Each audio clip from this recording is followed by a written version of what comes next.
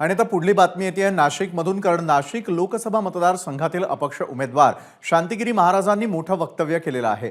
भाजपसह सर्व हिंदुत्ववादी संघटनांचा आम्हाला पाठिंबा असल्याचं मोठं वक्तव्य शांतिगिरी महाराजांनी केलंय। यावेळी शांतिगिरी महाराजांनी मोदींच्या कटआउटवर पुष्पवृष्टी केली। यानंतर महायुतीचे उमेदवार हेमंत गोडसेंनी त्यांना प्रत्युत्तर दिलं। भाजप आमच्या सोबतच असल्याचा विश्वास गोडसेंनी व्यक्त केलेला आहे। आमच्या समाजामधील जे हिंदुत्व विचाराचे आहेत ते सर्व आमच्या सोबत आहेत। आणि त्यामुळे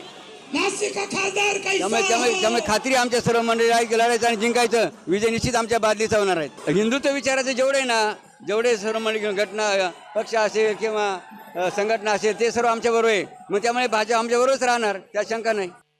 मला असं वाटतं का अधिकृतरित्या महायुती म्हणजे त्यात भाजप, शिवसेना, राष्ट्रवादी, महाराष्ट्र नवीन सेना आणि RPI ही महायुतीने अधिकृतपणे घोषित केलेले उमेदवारी, आणि त्यामुळे असं काही गैरसमज पसरवण्याचे काही काम कोणी करू नये। आपल्या कार्यालयापासून जाताना मोदींच्या प्रतिमेला देखील त्यांनी हार घातला। मला असं वाटतं का त्यांनी हार घातला तर निश्चित त्यांनी ते देखील मानतायत। मला असं वाटतं की त्यांचेच आशीर्वाद महायुतीच्या उमेदवाराला असावेत। ABP माझा, उघडा डोळे बघा नीट।